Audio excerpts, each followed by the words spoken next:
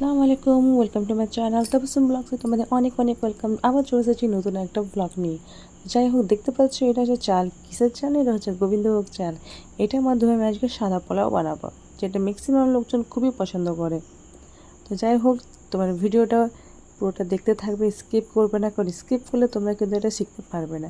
বেশিরভাগ সবাই বাসন্তী পোলাও বানায়, কিন্তু এটা হচ্ছে সাদা পোলাও, কিন্তু খুবই টেস্টি লাগে খেতে। তোমরা ভিডিওটা কিন্তু লাস্ট অবধি দেখতে থাকো এবং একটা লাইক শেয়ার কমেন্ট অবশ্যই করে, কারণ এগুলো আমাকে মোটিভেট করে।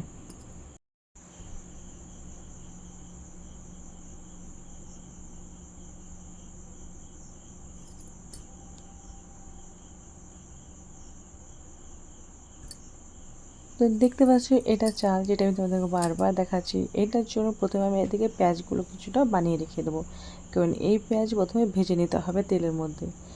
তো আমি দেখতে পাচ্ছ আমি একটা হাঁড়ির মধ্যে যেটাতে পোলাওটা রান্না করব, সেটাতে আমি প্রথমেই শুকনোভাবে পেঁয়াজগুলো দিয়ে দিচ্ছি, কারণ শুকনো পেঁয়াজ দিলে পরে পেঁয়াজের যে পানিটা থাকে ওটা গরম হাঁড়িতে টেনে নিই। তারপর আমি দিয়ে দেবো সাদা তেল, ফরচুন। আমি ফরচুন তেলটা ব্যবহার করি, কারণ ওতে একটা ঘিয়ের স্মেল আসে, যেটা খাবারে অনেকটাই টেস্ট বাড়ায়। তো আমি চাইবো যেন তোমরা এই তেলটাই ব্যবহার করো। এটা কিন্তু দারুণ তেল, এটা শরীরে কোনো ক্ষতি করে না। যেহেতু সাদা পোলাও একটা রিচ খাবার, অনেক সবারই পেট খারাপ করে দেয়, কিন্তু এটাতে পেট খারাপ করবে না। তোমরা এটা অবশ্যই বাড়িতে অ্যাপ্লাই করতে পারো। খুব তাড়াতাড়ির মধ্যে আমি ভিডিওটা দেখাচ্ছি, খুব একটা লং বানাবো না, খুব 2 থেকে 3 মিনিটের ভিডিও। তোমরা সবাই দেখো এবং এনজয় করো, লাস্ট অবধি দেখো, একদম কিন্তু স্কিপ করবে না। আর একটা লাইক শেয়ার কমেন্ট অবশ্যই করো।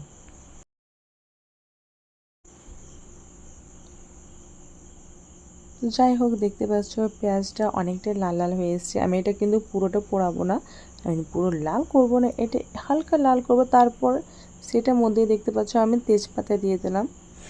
এর মধ্যে যত গোটা গরম মশলাগুলো দিয়েছি, এলাচ দিয়েছি, দারচিনি দিয়েছি, লং ছিল, সবগুলোই আমি দিয়ে পরে একটু নাড়াচাড়া করে নেব। তারপর যখন এটা হয়ে যাবে, তখন সামান্য আমি জল দিয়ে দেবো পরিমাণ মতো। কারণ যদি 1 কিলো চাল হয়, আমি যদি গ্লাসে 6 কাপ যদি চাল দিই, তো এটা ডবল দিতে হয়। তার মধ্যে নতুন চাল পুরনো চালের একটা পার্থক্য থাকে, সেটা যারা রান্না করবে সেই টাইমটাতে তোমরা অবশ্যই একটু বুঝতে পারবে। তো যাই হোক, এটা আমার পুরনো চাল ছিল, তো 6 কাপ চাল ছিল, তো 12 কাপ পানি না নিয়ে আমি 11 কাপ পানি নিয়েছি। এটা আমিও অবশ্যই নতুন করেই শিখেছি আমার মায়ের কাছ থেকে। তো মোটেও খারাপ হয়নি, পারফেক্ট হয়েছিল। তো যাই হোক, সেই পানির মধ্যে আমি লবণ দিয়েছিলাম। লবণটাও তোমাদের টেস্ট অনুযায়ী দেবে, কেউ যদি বেশি লবণ পছন্দ করে তো সে সেইভাবেই দেবে।